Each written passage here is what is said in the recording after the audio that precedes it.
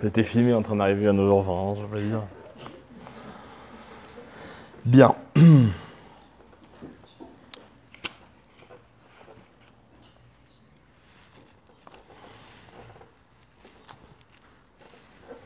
Alors, comme vous le savez, jusqu'à la date de l'Akba Omer, donc mercredi soir prochain,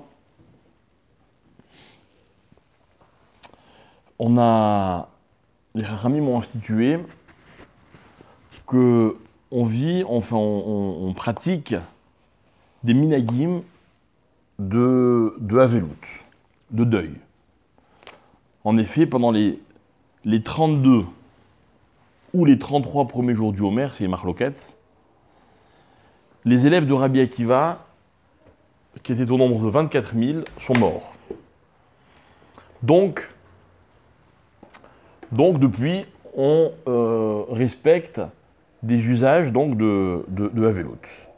On ne se marie pas, on fait plein de choses qu'on ne fait pas, d'accord?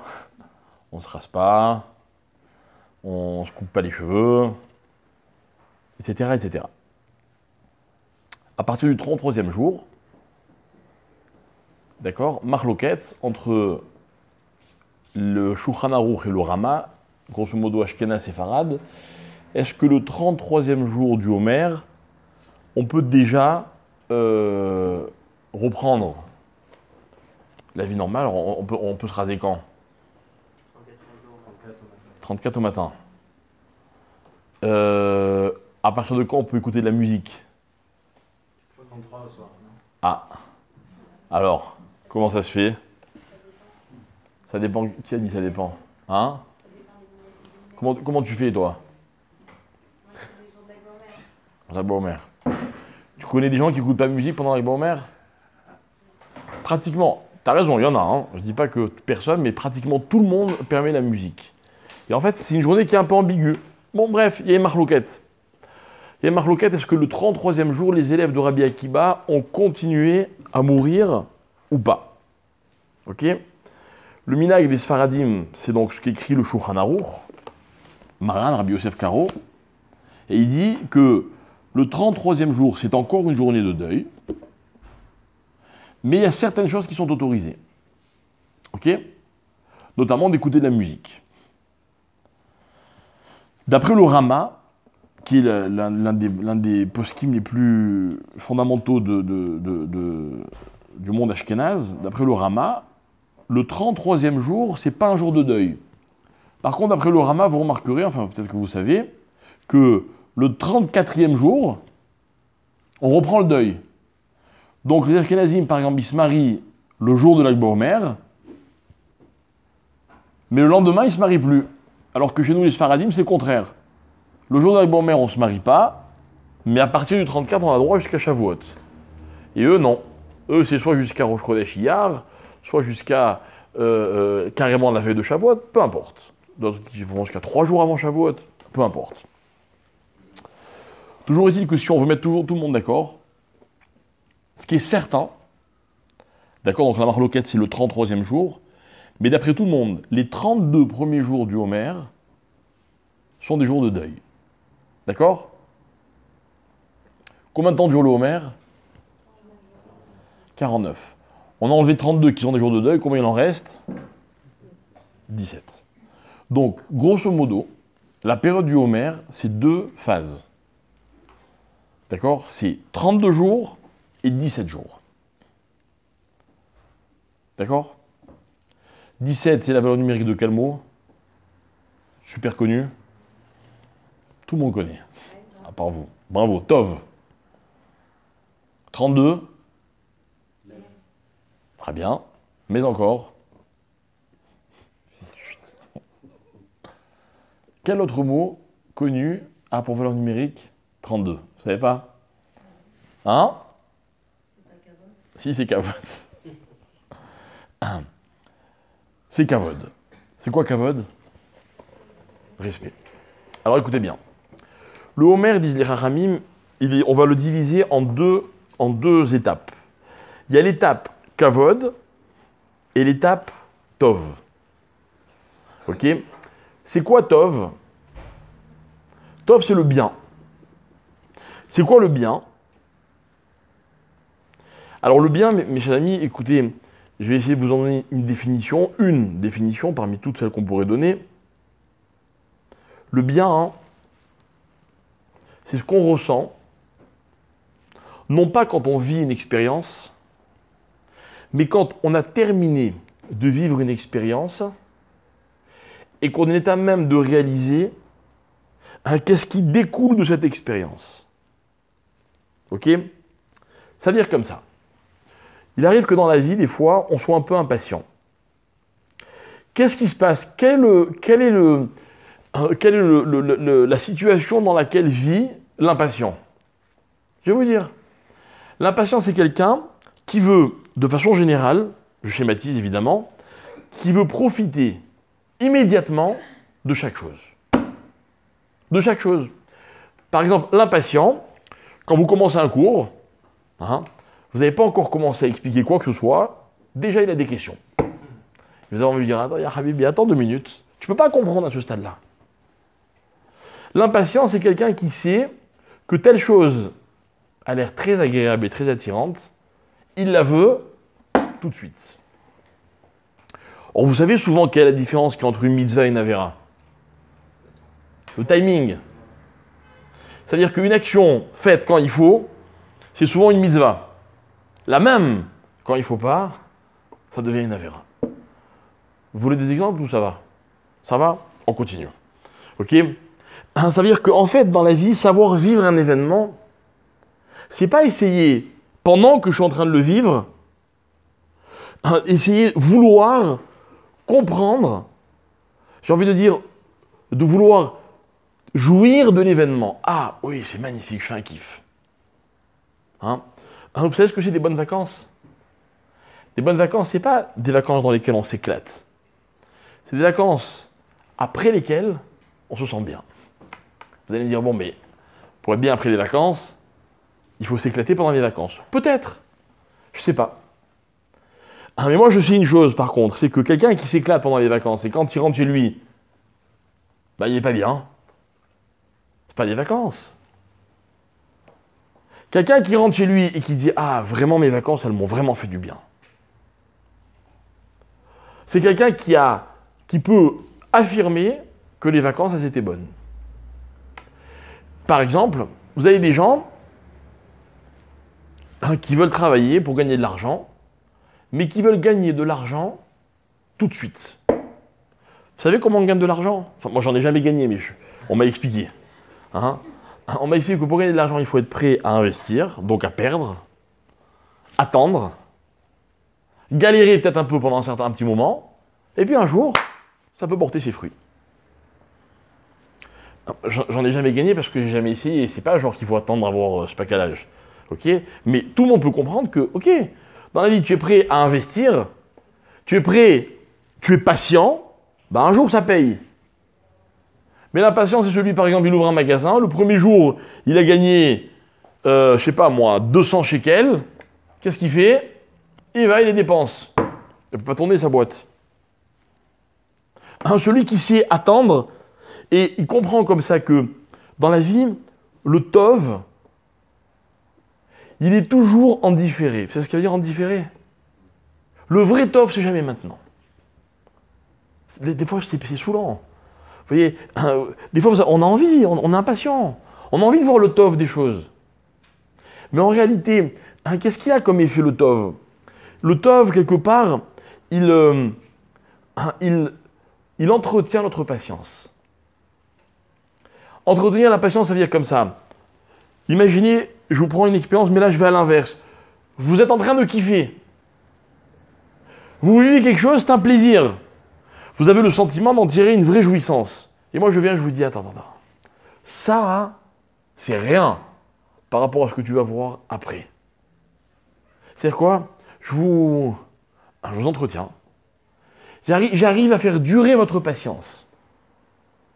Dans la Torah, mes chers amis, il y a une règle. Il y a une règle. La règle, c'est la suivante. Il y a un texte qui dit dans la Mishnah, il dit comme ça. Les mitzvot, vous savez ce que c'est les mitzvot? Vous en faites des mitzvot, n'est-ce pas? Hein? Quand on fait une mitzvah, il ne faut jamais attendre la récompense. Vous savez pourquoi? Parce que la récompense d'une mitzvah, c'est toujours demain.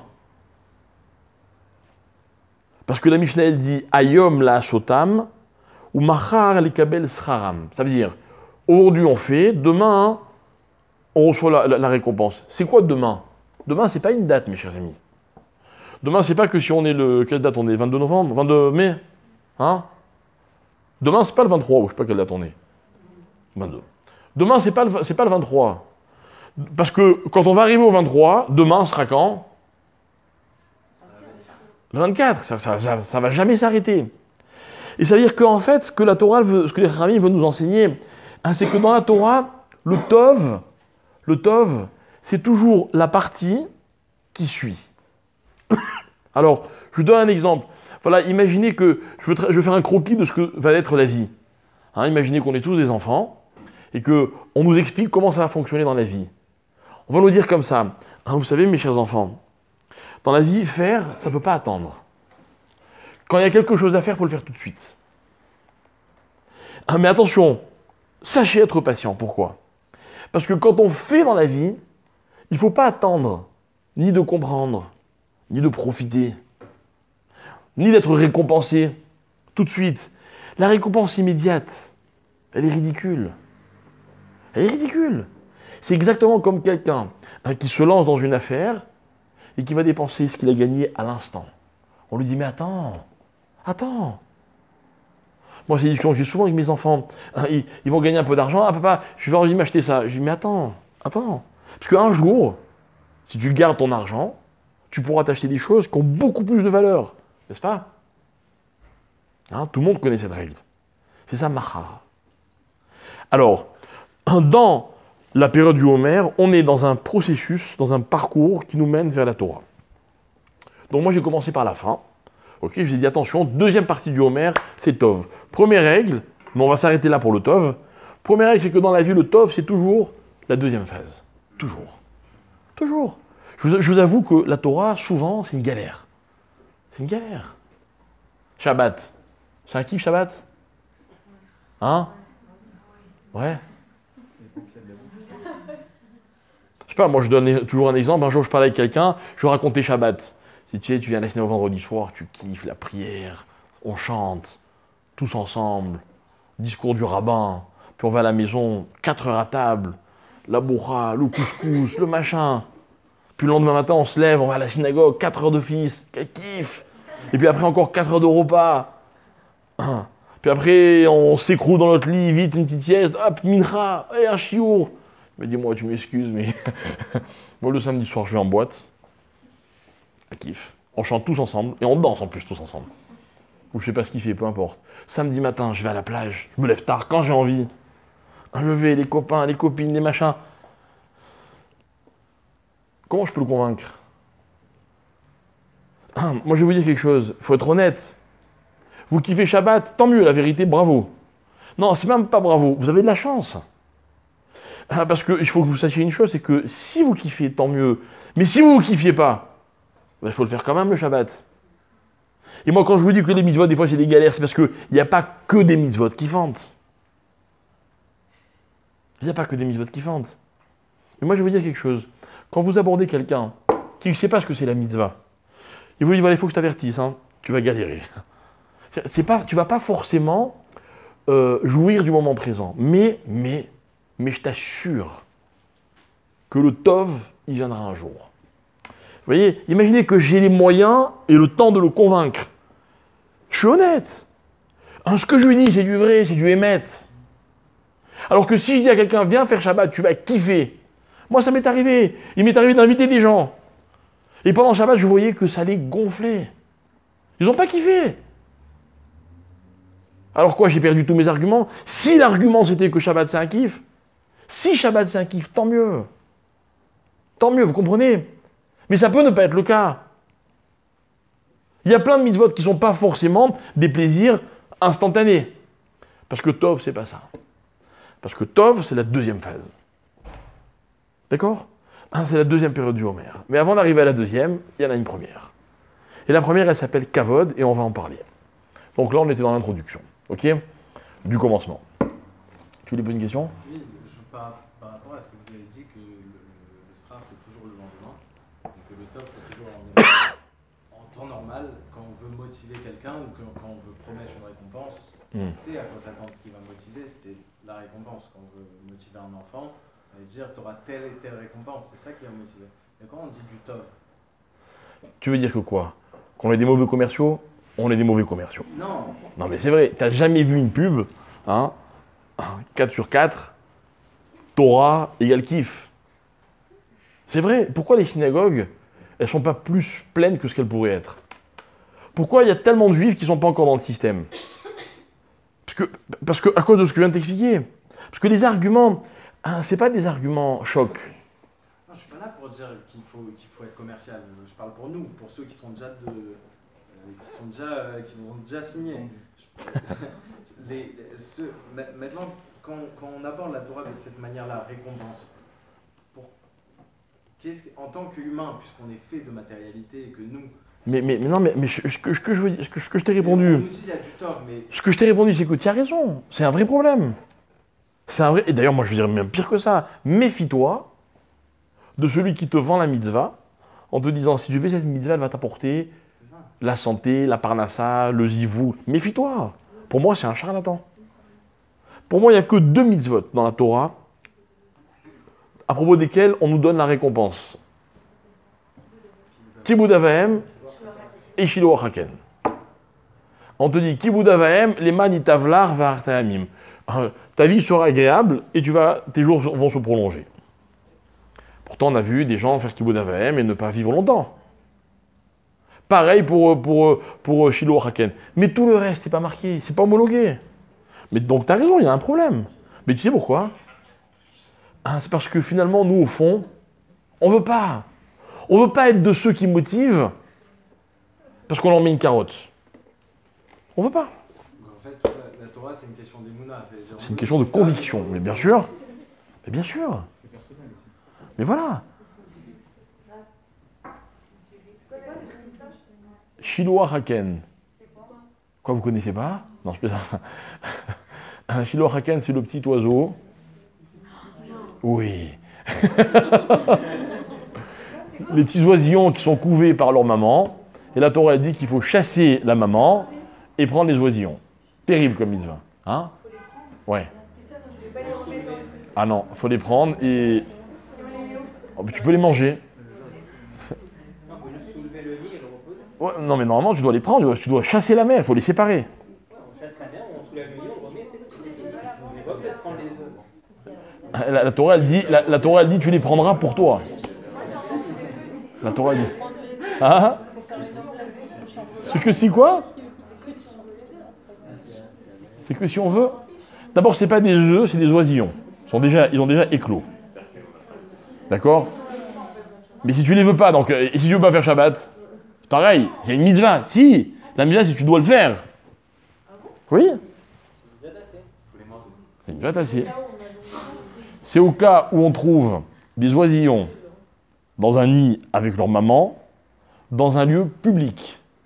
Ça, si ça arrive dans votre terrasse ou sur le rebord de votre fenêtre, ça marche pas. D'accord? Ouais, je sais, en général, en 80% des cas, c'est comme ça que ça se passe. Ok, mais bon, peu importe. Cette mitzvah, elle suscite de grandes questions. La fameuse histoire de Elisha ben Abouya, qui était le maître de Rabbi Meir, dont c'était d'ailleurs aujourd'hui la Iloula, qui était un géant en Torah. Un jour, il voit un monsieur dire à son fils, monte sur l'arbre, va chasser les oisillons, la mère, il ramène-moi les oisillons. Et le gosse, il monte sur l'arbre. Et en montant sur l'arbre, il accomplit 2 mitzvot. Kibud Avahem, parce qu'il fait ce que son père lui a dit, et la mitzvah de Shiloh Haken. Et ces 2 mitzvot, à propos desquels il est dit, tes jours se prolongeront. Et le gosse, il tombe de l'arbre et il meurt. Non, pas Chas Shalom, c'est une histoire qui est arrivée. Chas Shalom, c'est comme quand on dit que quelqu'un il est mort à 100 ans, on dit ah ouais, Biyainara, tu peux Biyainara, il est déjà mort, tu peux lui mettre Biyainara que tu veux. Ok? D'accord? Donc, quand il voit Sarah Elisha ben Abouya, il rejette en bloc, enfin il questionne, d'accord? Il est perturbé par la question, et à cause de ça, il va tout remettre en question. D'accord? on ferme la parenthèse. Pour expliquer qu'on ne connaît pas les récompenses de la mitzvah et il ne faut pas, on peut pas, la Gemara dit, on ne peut pas minimiser une mitzvah en disant ah voilà ce qu'elle vaut. Genre une petite mitzvah qui vaut genre un petit milliard. Ça ne s'arrête pas là la récompense d'une mitzvah. Au niveau du timing, qui détermine le timing, que c'est le bon timing ou le mauvais timing? Trop tôt, trop tard? Dans la Torah, c'est-à-dire qu'il y a des règles. Il y a des règles. Il y a des règles. Par exemple, vous voulez que je vous donne un exemple? Ça vous dit un exemple?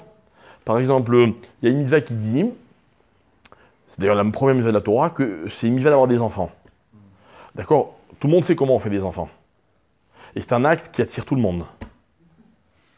Quand il est fait au moment où il faut, de la vie, il n'y a pas de date. Au moment de la vie où il faut, c'est-à-dire dans le contexte qu'il faut, c'est la plus grande mitzvah de la Torah, une des plus grandes mitzvahs de la Torah.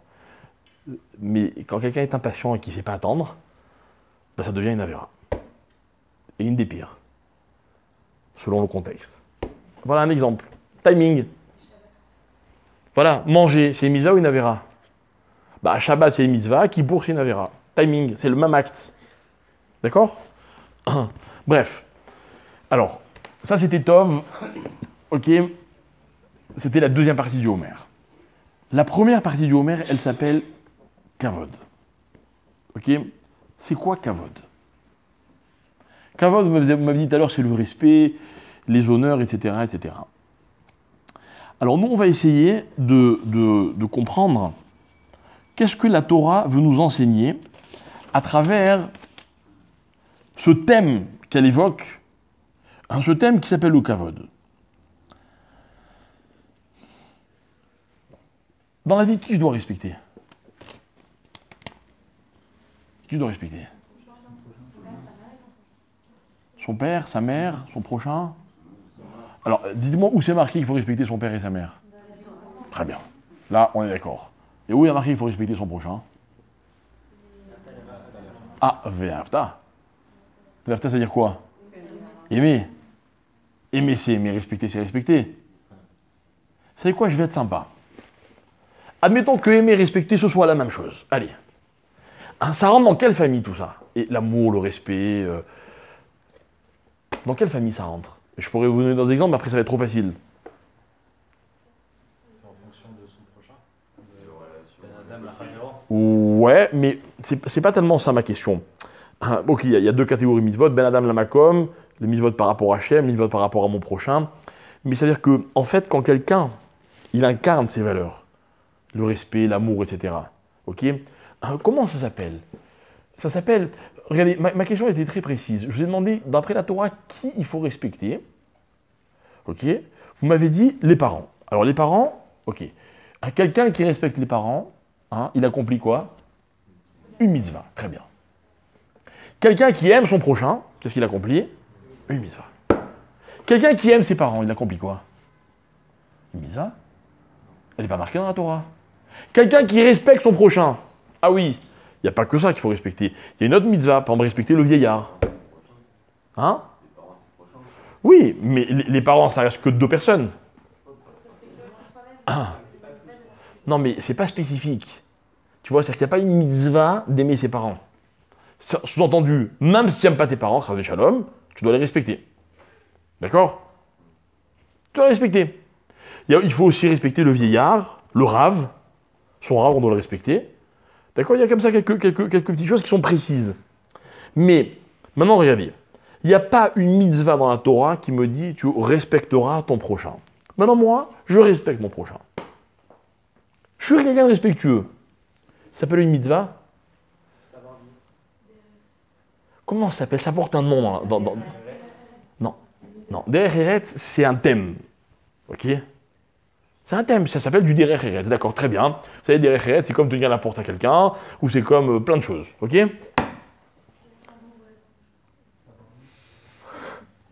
Très important. Ça s'appelle comment tout ça? Quelqu'un qui est respectueux, qu'est-ce qu'on va dire de lui? Hein? Non, alors, bon, peut-être que j'exprime pas ma question convenablement.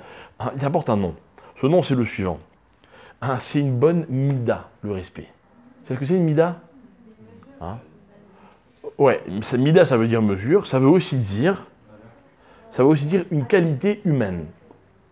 D'accord? Les midotes. La générosité, c'est une mida. D'accord? La patience, c'est une mida. Le respect, c'est une mida. L'amour, c'est aussi une mida. Vous savez, il faut savoir aimer les autres. Quand je dis mida, j'implique de facto que c'est quelque chose que je peux posséder, mais à condition que je le travaille. Vous voyez, les midotes, c'est pas inné. Vous avez des gens qui ont des natures plus généreuses que d'autres, c'est vrai. C'est vrai. Mais ne croyez pas que ça va tout seul. Hein. La générosité, ça se travaille. Vous savez, le généreux, hein, lui aussi doit travailler sa générosité. Ça veut dire comme ça, que quand il est généreux parce que c'est naturel, ou parce que c'est son plaisir, c'est bien, mais il n'y a pas d'effort. Mais même le généreux, il y aura toujours des situations dans lesquelles ça le gonfle, quoi, il n'en a pas forcément envie, mais il va faire un effort. Il va travailler ses midotes. Et en fait, écoutez bien, mes chers amis, dans la Torah, il y a deux fondements. Encore une fois, je schématise, c'est-à-dire que je fais des généralités. Il va y avoir ce qu'on appelle les mitzvot. Hein. Maintenant, dans mitzvot, il y a aussi averot, puisque dans les mitzvot, il y a les positives et les négatives. Donc, celles que je respecte, j'observe, et celles que je n'observe pas. Mais il va y avoir aussi un autre chapitre, un deuxième fondement, qui s'appelle les midot. Ok? Et si j'avais le temps, je vous demanderais, d'après vous, qu'est-ce qui est plus important, les midot ou les mitzvot? Les midot? Si vous préférez quelqu'un qui ne fait pas Shabbat, qui ne mange pas kasher, qui mange à Kippour, mais gentil, d'une politesse. Hein? J'ai envie de savoir, qu'est-ce que vous pensez? Hein? Une personne, elle a des bonnes midotes, elle peut faire des bonnes mitzvot. Une personne, elle a des mauvaises midotes, elle ne fera jamais des bonnes mitzvot. Aïe. C'est dur, hein, ce que tu dis. Peut-être que c'est vrai, hein, attention. C'est dur. C'est dur. Mais par exemple, je sais pas moi, vous avez deux personnes en face de vous, d'accord? Quelqu'un qui est très religieuse. Bon, au niveau des midotes, il n'a pas le temps, vous voyez?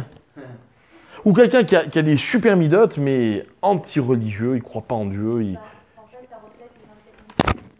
Non, doucement, n'allons pas trop vite en besogne. Okay, mais entre ces deux personnages, sincèrement, mais vous n'avez pas besoin de me répondre, c'est une réflexion, parce qu'on ne peut pas arriver à une conclusion, tranchée.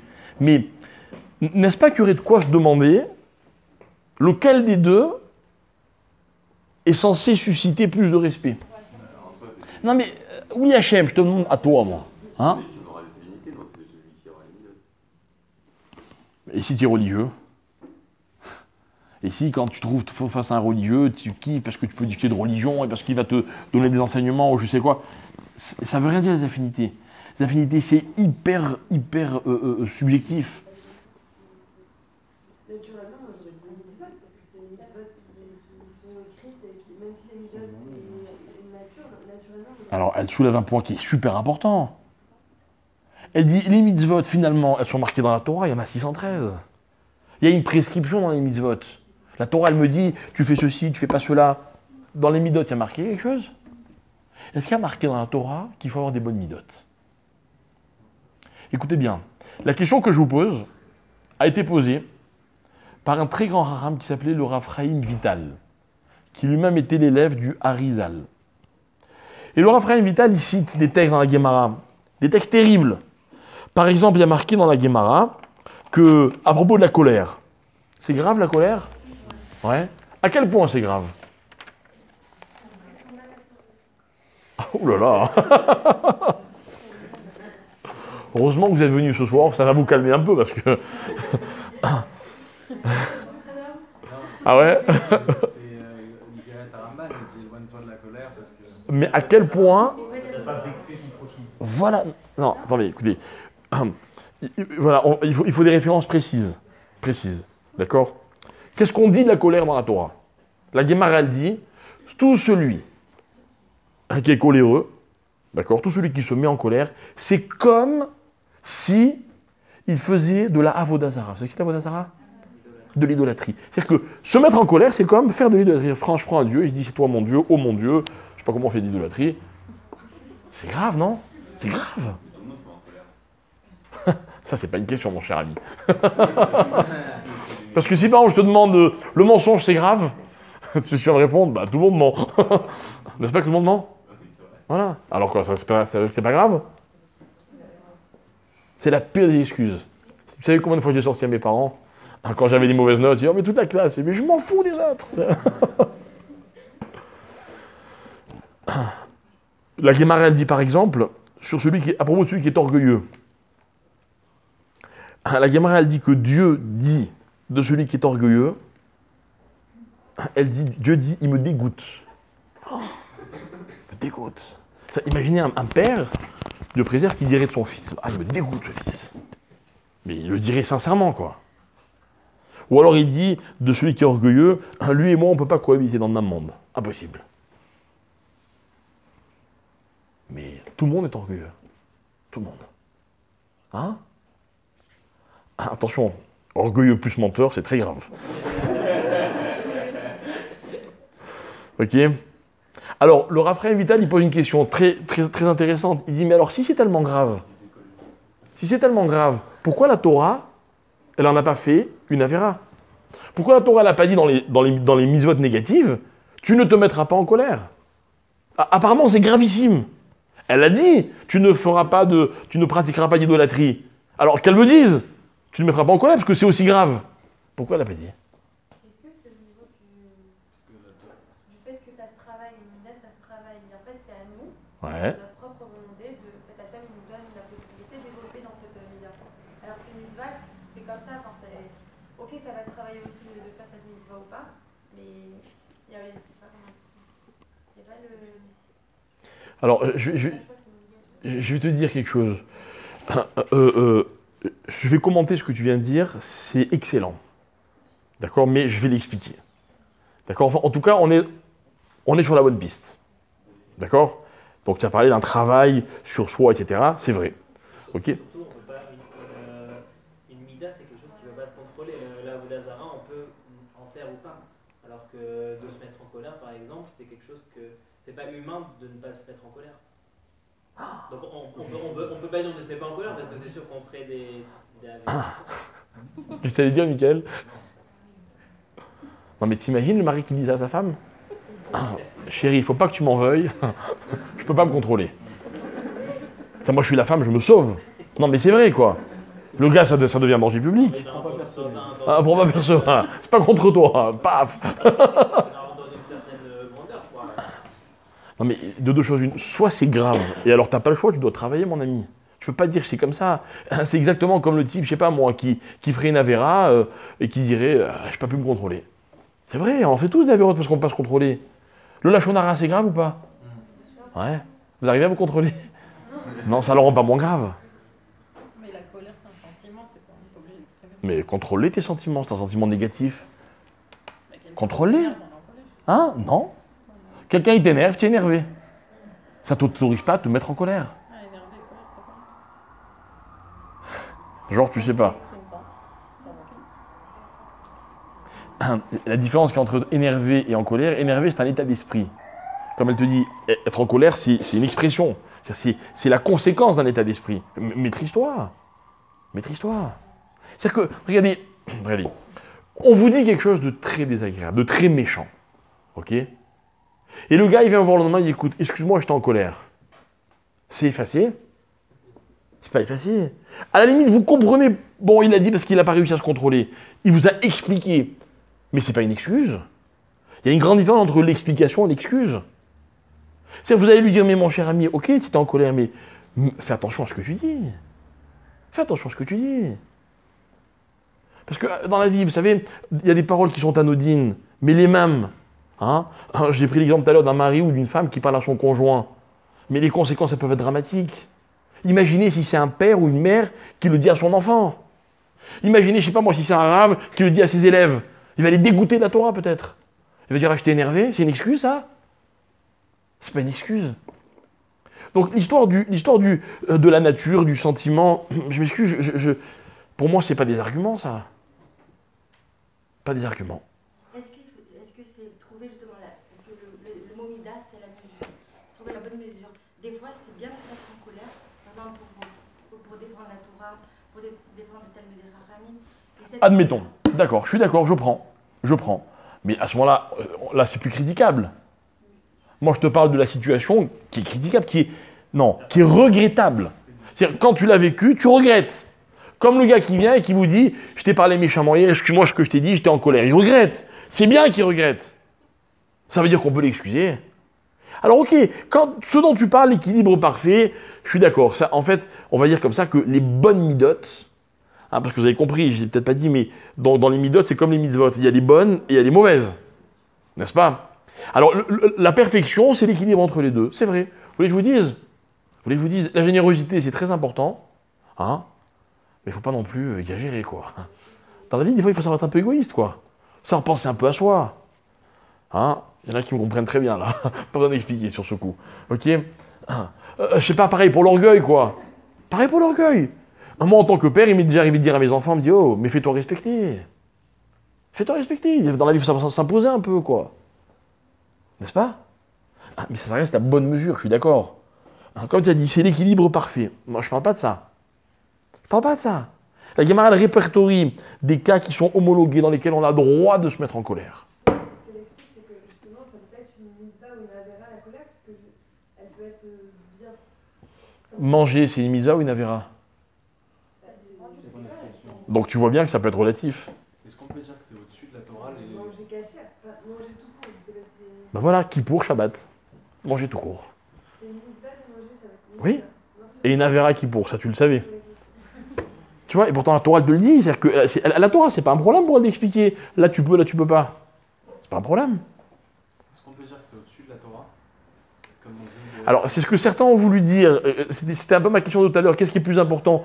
Sincèrement, je ne sais pas. Je ne crois pas qu'on peut dire que ça, c'est plus important que ça. C'est différent. Par exemple, la Sinatrinam à l'époque de Noir, Dieu il a dit, moi je détruis le monde. Ça veut dire que c'est quelque chose qui ne peut pas... Alors regarde l'histoire. Tu as eu un Beth Amikdash qui a été détruit à cause de la Sinatrinam. Et un Beth Amikdash qui a été détruit à cause des Averot. Ça ne commence même pas. Dieu il dit que s'il n'y a pas les... Par exemple, s'il y a de la... C'est-à-dire que c'est avant là, ça doit venir... Non, mais je veux que tu comprennes une chose. L'un sans l'autre, c'est pas possible. C'est pas ça la question. La question, c'est pas est-ce que je dois choisir l'un ou je dois choisir l'autre. La question, c'est est-ce que j'ai exprimé par un exemple, je dis voilà, j'ai deux personnes, laquelle va susciter plus de respect? Celle qui a ça ou celle qui a ça? J'ai pas répondu. Parce que ça reste une réflexion. Par exemple, quand on éduque nos enfants, vous allez avoir des enfants si Dieu veut, Bézat Hachem, quand vous allez vous marier. Hein? Vous allez leur apprendre quoi? Pour vous, qu'est-ce qui va être plus important? De les voir faire des mitzvot ou d'avoir des bonnes midotes? Encore une fois, excusez-moi d'être un peu grave. Hein? Préférez qu'un enfant... Est-ce que des parents ils préfèrent qu'un enfant il soit très gentil, il ait des super midotes, mais il épouse une non-juive? Ou qu'il soit un peu égoïste, un peu mal élevé, mais qu'il épouse une juive et qu'il reste dans la religion? C'est une question, mes chers amis.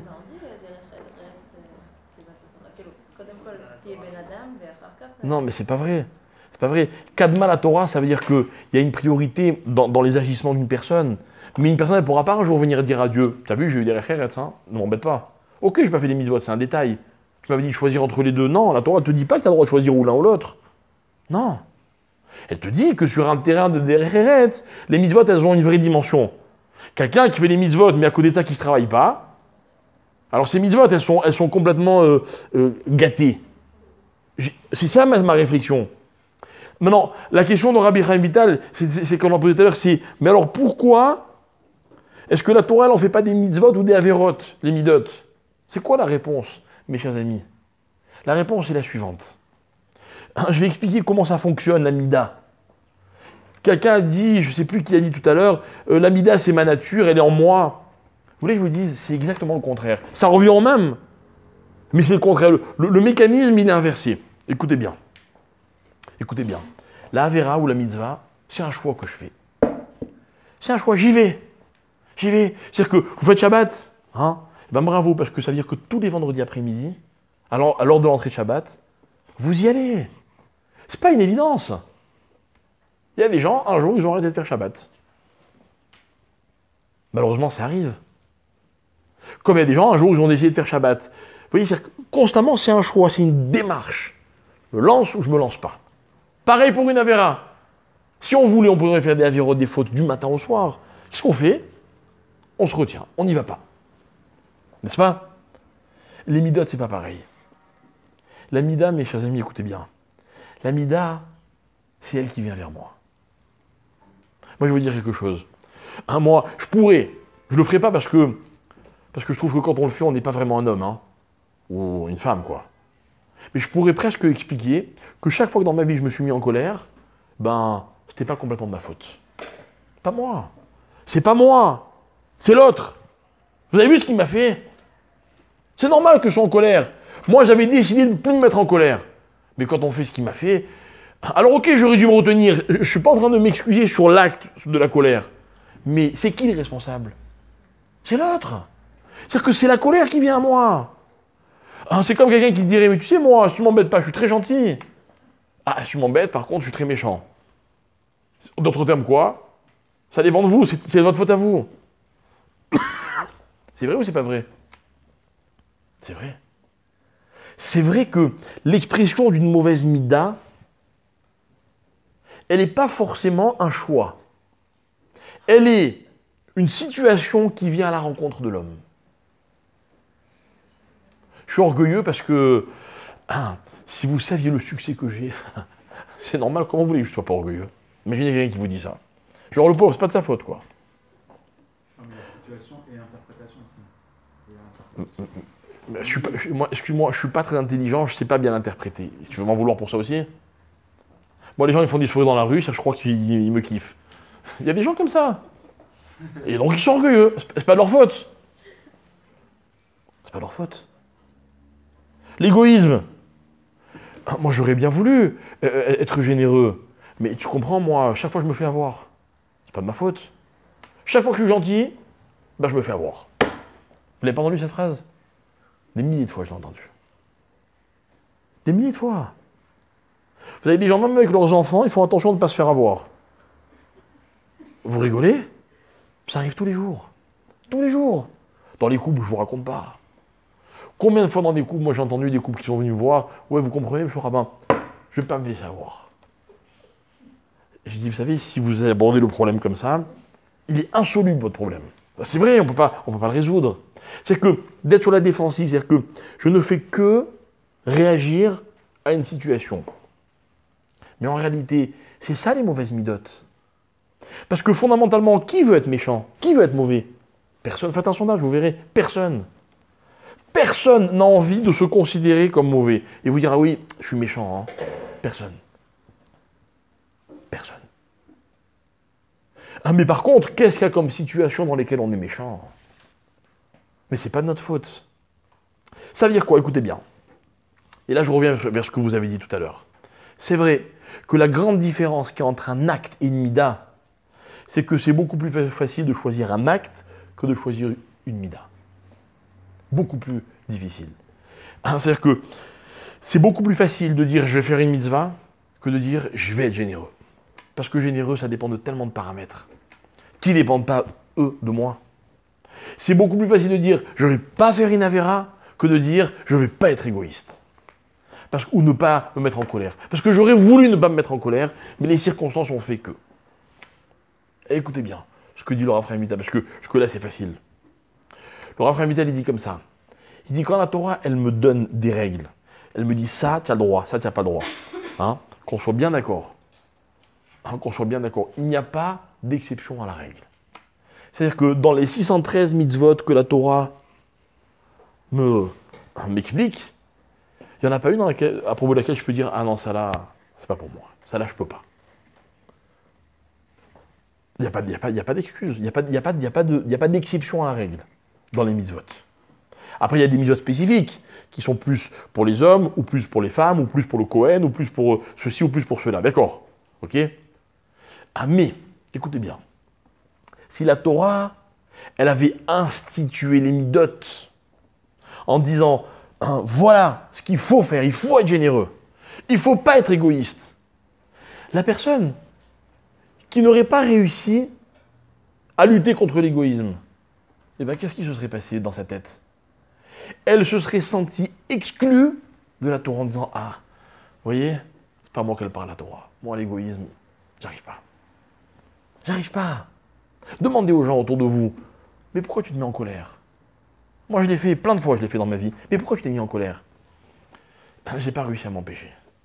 J'avais pas envie de me mettre en colère. J'avais pas envie. Je vous assure, je suis pas un vieillard, hein, mais le nombre de fois où il m'est arrivé de dire à des gens, voilà, je veux que tu te promettes de ne plus te mettre en colère. Des fois, vous avez un couple, il est au bord de la rupture. Et vous voyez que l'un des problèmes, c'est la colère. Que quand ils se mettent en colère, ils se parlent mal, ils se balancent des tas de choses à la figure, et ça détériore complètement les relations. Vous leur dites, mais je t'en supplie, mais promets-toi de lutter contre la colère. Ne plus, tu comprends pas que c'est ça le poison? Et ils le comprennent, ils l'acceptent. Et ils disent, allez, je promets de travailler. Et puis, ils replongent. Qu'est-ce qu'ils vous disent? Ils vous disent, mais vous comprenez que j'avais envie de ne pas me mettre en colère, mais j'ai pas réussi. Et le problème, c'est que quand un homme, il réussit pas, qu'est-ce qu'il fait? Il se situe comme étant exclu de ce qu'on lui a prescrit. Je vous donne un exemple. Exemple vécu, hein. Vous parlez à un couple, c'est la guerre. Vous restez avec eux 1 heure, 2 heures, 3 heures, 4 heures. Vous arrivez à planir plus ou moins les grandes lignes des problèmes. Et puis, vous arrivez à leur expliquer que finalement c'est ridicule, qu'il n'y a pas de raison de faire la guerre. Et ils sont d'accord, et ils sont contents. Et au bout de 4 heures, vous sentez que finalement il y a un amour, un véritable amour derrière. Et que cet amour, il rejaillit tout d'un coup, même à petite dose, mais il est là. Et puis ça tient 1 jour, 2 jours, 3 jours. Bon, évidemment, ça ne vous en parle pas. Mais quand vous les revoyez au bout de 2 semaines, vous dites, ça a tenu 1 semaine, puis après, il y a eu une petite dispute et c'est reparti de plus belle. C'est quoi? C'est ce qui veut dire ce reparti de plus belle? Il veut dire que à partir du moment où on s'est rendu compte qu'on n'avait pas réussi à tenir notre engagement, alors quoi? Alors toutes les barrières, elles ont volé en éclats. Et le Raphaël Vitali dit comme ça, il dit, si la Torah, elle avait interdit les mauvaises midotes, la plupart des Juifs, vous savez ce qu'ils se seraient dit? Ah ouais, non, mais la Torah, c'est pas à moi qu'elle parle. C'est pas à moi qu'elle parle. Alors, qu'est-ce qu'elle fait, la Guémara? La Guémara, elle dit, voilà, la Torah, elle ne pouvait pas se permettre d'en faire des interdictions. Mais sachez une chose, c'est que les mauvaises midotes, ça peut être gravissime. Et ce gravissime, mes amis, je voudrais que vous compreniez, parce que on n'aime pas être négatif. Je ne suis pas en train de... Mon cours, ce n'est pas un constat d'échec, au contraire. Hein, ce que je voulais que vous compreniez, c'est quoi? C'est que dans la vie, les midotes, on ne les a que si on se les travaille. Que si on se travaille. Et j'ai posé la question, vous avez répondu ce que vous avez répondu, et je ne vais pas vous contredire, mais il y a même des gens qui m'ont dit, les midotes, c'est plus important que tout le reste. Ça veut dire quoi? C'est-à-dire que ce qui, d'après vous, est essentiel dans la vie, ça ne s'acquiert que avec du travail. La vérote et les mitzvot, oui. Il faut que tu travailles pareil. Ah, mais ça n'a rien à voir. Et avec la vérote, Mais ça n'a rien à voir. tu peux tout rejeter. Mais ce que je t'explique, c'est que d'abord, les mitzvot et la vérote, ça se travaille, mais c'est plus facile parce que c'est écrit noir sur blanc. Donc déjà, au moins, tu es protégé. Tu as le mode d'emploi. Là, j'ai le droit, là, j'ai pas le droit. Quel kiff. Quand un homme, il est cadré par un code, ben, il est tranquille. Tranquille. Tu roules sur la route, puis il y a une voiture de police derrière toi. N'est-ce pas? Déjà, tu commences à trembler. Puis tu dis, bon, je dépasse pas la vitesse limitée. J'ai ma ceinture. Je touche pas mon téléphone. Je mets mon clignotant. J'ai plus peur de la police. N'est-ce pas? C'est facile. Tu as des règles. C'est ça, les mitzvot. Mais les midotes, il n'y a pas de règles. Jusqu'où il faut être généreux? Jusqu'où? C'est très compliqué. Très compliqué. La semaine dernière, j'étais à Paris. D'accord? Je descends de l'avion. Dans le hall de l'aéroport, il y a un petit jeune qui vient, qui me parle en hébreu. Ok? Il me demande de l'argent. Et la vérité, j'avais pas les nerfs. J'avais pas les nerfs, j'étais à la bourre, etc. Je dis non, c'est bon, j'ai pas. Puis, je fais quelques pas, je me dis, mais quoi, je peux pas? Quoi, j'ai pas? Allez savoir, peut-être le type, le pauvre, il est perdu, ok? J'ai pas eu le temps d'écouter son histoire. Je ne peux pas le laisser comme ça. Ok? Qu'est-ce que je fais? Je fais demi-tour et il a disparu. Et je le cherche, et je ne le retrouve plus. Il n'est pas possible. Comment en quelques secondes il a disparu? Il a disparu. Je vous dis, tant pis pour moi. Je dis, ça m'apprendra Dans la vie, il faut pas hésiter quand il y a une mitzvah qui se présente. Je reprends l'avion pour rentrer à Paris, pas en Israël. Qui je vois dans l'aéroport? Le petit jeune. Et là, je comprends son manège. Qu'en fait, il passe sa vie à l'aéroport et il raquette tout le monde. Mais qu'est-ce que je me suis dit? Je me suis dit, par rapport à lui, peut-être que j'ai pas besoin de lui donner, peut-être que finalement, il n'est pas honnête. Mais moi, quand il m'a tendu la main la dernière fois, j'ai refusé. Et ça, c'est une mauvaise mida. Et cette mida-là, il faut que je la travaille. Alors, c'est moi qui l'ai couru après. J'ai dit, hey, il me dit quoi? J'ai pas l'habitude. J'ai dit, il y a 3 jours que je t'ai vu, tu m'as... J'ai dit, maintenant, tiens. Et j'ai donné quelque chose. Et il y a quelqu'un qui vient me voir, qui me dit, authentique, hein, il me dit, mais arrête de lui donner. Et je fais, tu peux pas comprendre. Non, mais c'est vrai, c'est pas pour lui que j'ai donné, c'est pour moi. Tu fais une mise à ça se travaille. J'aurais pu avoir 10 bonnes raisons de ne pas lui donner d'argent. 10 bonnes raisons. 10 bonnes raisons de ne pas travailler mes midotes. D'avoir un défaut et de n'avoir rien fait pour essayer de le changer. Je ne dis pas que je suis devenu généreux, que chaque fois qu'on va me tendre la main, je vais donner. Je n'ai pas dit ça. Pas dit ça. Vous avez donné pour vous? Ouais. J'ai donné pour mes midotes. Entre-temps, il a eu l'argent. Hein. Oui, d'accord. Mais oui. Parce que moi, je dois me travailler. Je dois pas être insensible. Dire non à quelqu'un.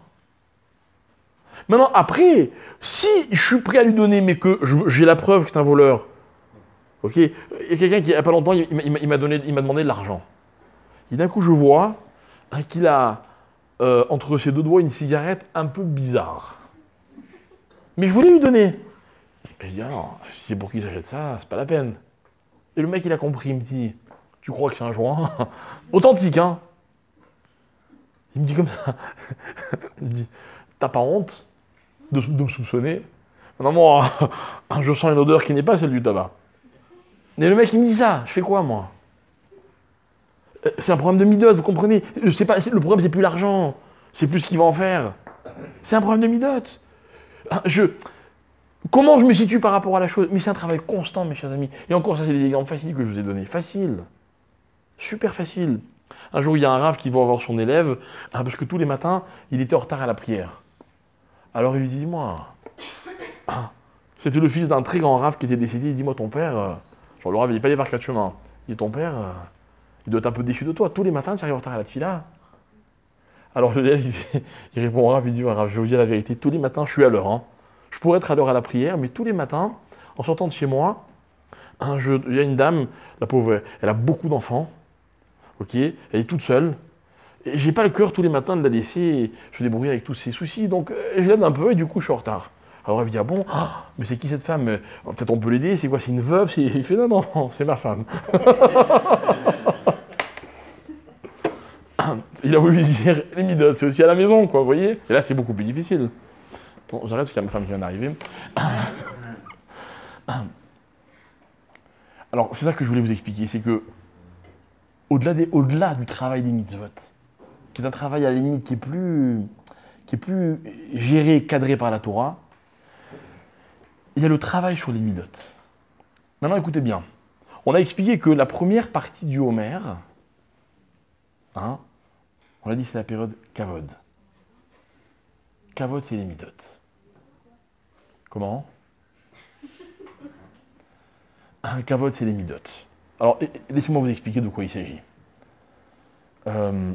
Les élèves de Rabbi Akiva sont morts, 24 000. Pourquoi ils sont morts? Pardon? J'entends pas. Toi, t'as dit parce que ça n'était pas assez. Toi, t'as dit quoi? Il y avait un manque de respect, un manque de midot. Il y avait beaucoup de mitzvot, ils étudiaient toute la journée, mais ils se sont pas écoutés. D'accord, vous dites la même chose. En un mot, ils ne se respectaient pas assez. Ok? Maintenant, il faut juste savoir une chose, mes chers amis, c'est que les 24 000 élèves de Rabbi Akiva, c'était 24 000 géants en Torah. C'est-à-dire qu'on ne peut pas se permettre de dire n'importe quoi, n'importe comment. Ah, ils ne se respectaient pas. C'est quoi, ils ne se respectaient pas? C'est comme quand des fois on entend des rabbinim, un il dit ça, et l'autre il dit ça, et dit, ah tu vois, ils se critiquent, ils sont jamais d'accord, ils ne se respectent pas. Je sais moi de quoi ils parlent. Vous savez, un jour, il y avait un très très grand rave qui s'appelait le Rav Shach, à Bnei Brak, qui est niftar il y a plusieurs années. Et le Rav Shach, il avait un jour eu un discours extrêmement dur à l'égard du rabbi de Lubavitch. Mais vraiment, il avait été tombé dessus, c'était terrible. Et le Rav Shach était un Rav dont mon père était très proche. Très proche. Mais mon père, en tant que grand rabbin en France, il travaillait beaucoup avec les rabbins, il est kiffé, quoi. Il faut avouer qu'ils font un travail magnifique. Alors, qu'est-ce qu'il a fait? Il est allé voir le Rav Shach et il a dit, Rav, vous avez dit ça, qu'est-ce que je fais, moi? Vous savez ce qu'il lui répond, le Rav? Il dit, mais dis-moi, toi. Enfin, ça, c'est mes mots. Hein. Depuis quand les élèves se mêlent de ce que disent les rabbins? Je suis ton Rav. Non, mon père, il n'avait pas 25 ans. Hein. Je suis ton Rav. De quoi tu te mêles? Moi, je parle à un autre Rav, qui a le même âge que moi. Et nous, on n'est pas d'accord. Mais je t'ai demandé, moi, d'arrêter de respecter les uns ou les autres. Vous comprenez? C'est-à-dire que nous, on aurait pu dire de l'extérieur, ah, t'as vu, Rav Antel, il respecte pas Rav Antel. Mais c'est tout le contraire. Enfin, tout le contraire. En tout cas, c'est pas du tout comme on pourrait l'exprimer. Donc, ça veut dire quoi que les élèves de Rabbi Akiva ne se respectaient pas, mes chers amis? Vous vous rendez compte comme elle est grave, cette phrase? Ou alors, on ne sait pas qui étaient les élèves de Rabbi Akiva. Alors, je vous explique. Rabbi Akiva, c'est ce maître qui a dit dans le Pirkei Avot. Rappelez-vous ce qu'il a dit Rabbi Akiva, parmi tous les enseignements qu'il a donnés dans sa vie. Il a dit, j'ai beaucoup appris de mes maîtres, et encore plus de mes amis, et plus que tout le monde, j'ai appris de mes élèves. C'était eux, ces élèves. C'était ces géants-là. Maintenant, c'est vrai que de n'importe quel élève, on peut apprendre. Mais lui, c'est lui qui a inventé cette phrase. C'est lui qui a vécu l'expérience d'avoir des élèves qui étaient plus grands que ses propres maîtres.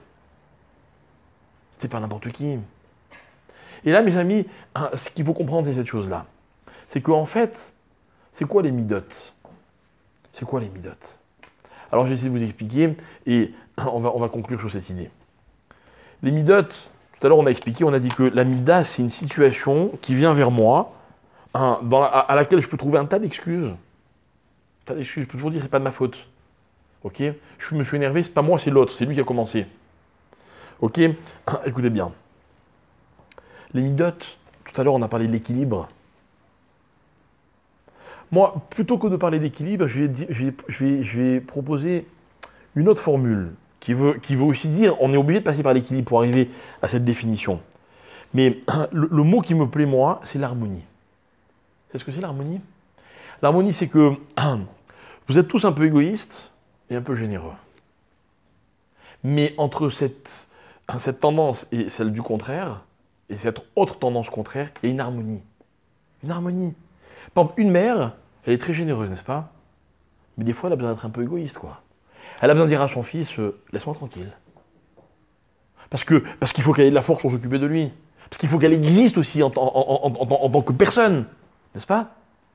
Mais une mère, quand elle va dire à son fils, laisse-moi tranquille, on ne pourra pas dire, tiens, tout à l'heure elle était gentille, maintenant elle est méchante. Non, elle n'est pas méchante. C'est ce que j'appelle de l'harmonie. C'est-à-dire que même dans son soi-disant égoïsme, on retrouve la même harmonie. C'est-à-dire qu'il n'y a pas de contradiction. Moi, ce que j'aime, cette notion, elle me plaît parce que l'harmonie, c'est l'antithèse de la contradiction. Vous savez ce qui fait de nous des gens, on va dire, un pas encore aboutis? C'est qu'on se contredit sans arrêt. C'est qu'on est capable du meilleur un jour, et le lendemain, on est capable du pire. Et si vous dites à quelqu'un, mais hier t'as dit ça ou hier t'as fait ça, il n'y a pas de réponse. Contradiction. On devient quelqu'un, j'ai même envie de dire on devient tzaddik. Et c'est possible, hein, on peut tous le devenir. Le jour où, quel que soit ce qu'on fait, il y a une harmonie dans ce qu'on fait. Vous voyez, c'est cohérent. La cohérence, c'est la vraie valeur de l'équilibre. C'est cohérent. Alors, cette cohérence-là, c'est quoi? C'est que quelqu'un se met en colère, et puis après, il va dire, non, mais c'est pas moi, c'est la situation qui a fait que. Écoutez bien, c'est profond. C'est genre, il n'était pas présent du tout, quoi. C'est pas, vous savez ce qu'il veut dire, c'est pas de ma faute? C'est pas de ma faute, c'est comme si vous dites, c'est pas moi. Oui, c'est mes mains, c'est mes pieds, mais c'est ma bouche, mais c'est pas moi, quoi. Non, mais ça va pas, non? Dans ta tête? C'est-à-dire qu'il y a des moments de ta vie où c'est pas toi, ou c'est pas toi. Écoutez bien, vous savez comment ça s'appelle? Cohérence, harmonie. La cohérence et l'harmonie, en hébreu, ça porte un nom, que tout le monde connaît. Ce nom-là, c'est Echad. Echad. Vous dites tous les jours de votre vie, Hachem Elokeinu, Hachem Echad. C'est quoi? Il est un, Hachem. Vous Vous avez vu comme des fois Hachem il a l'air sympa, hein? Des fois on voit qu'il nous gâte. Et puis des fois il a l'air très dur Hachem. C'est pas le même? Quoi, Hachem il a un, comment on dit aujourd'hui en psychologie moderne, ouais, schizophrénie, mais non, il y a un mot encore plus moderne. Bipolaire, j'adore celui-là. Les gens ils disent, vous savez, je suis bipolaire. Genre, je peux faire ce que je veux. Ben là, c'était pas moi, c'était l'autre, vous voyez. Pareil que tout à l'heure, bipolaire, il faut se sauver, mes chers amis. C'est-à-dire que moi, si je suis face à une personne et qu'elle me dit je suis bipolaire, je dirais, je t'explique. Ou tu trouves une autre définition, ou alors laisse-moi tranquille. Je vais voir l'autre. C'est vrai, c'est ingérable. C'est ingérable. C'est-à-dire que bipolaire, écoutez bien, c'est pour moi, c'est l'antithèse du mot mida. Mida, qui veut dire harmonie, équilibre. Oui, je suis les deux, je ne dis pas que je ne suis pas les deux. Je vous dis sincèrement, des fois je suis patient, des fois je suis un peu coléreux. Des fois je suis gentil, des fois je suis méchant. Des fois je suis généreux, des fois je suis très humble et des fois je suis très orgueilleux. Des fois je mens et des fois je ne supporte pas le mensonge. Je ne suis pas bipolaire. À chaque fois c'est moi. Et ok, je peux trouver des excuses, mais je vais les refuser ces excuses. Parce que je tends à être une chose, Echad, comme Hachem. C'est pour ça qu'on m'a dit que dans la Torah, que j'étais créé à l'image d'Hachem. Quelle image?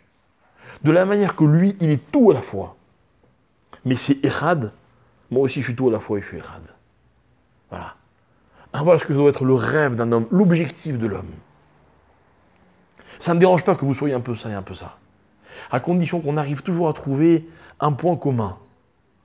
À toutes vos réactions, à tous vos comportements.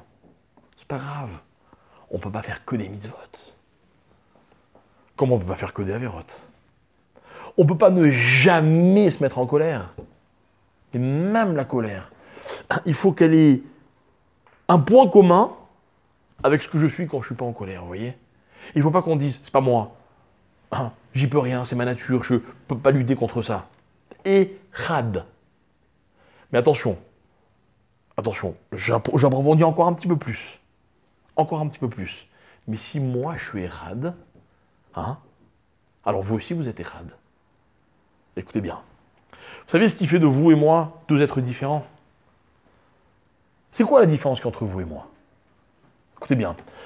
Moi je suis généreux, vous aussi? Bon, donc c'est pas ça la différence. Je suis un peu égoïste aussi, vous aussi? Pas ça la différence. Je suis un peu coléreux, vous aussi? Un peu patient, un peu ceci. Bref, je suis un peu tout, et vous aussi. Alors c'est quoi la différence? C'est quoi? C'est que les expériences qui font qu'on est des êtres différents? C'est-à-dire que si toi et moi on vit la même vie, admettons, alors qu'on est identiques, c'est-à-dire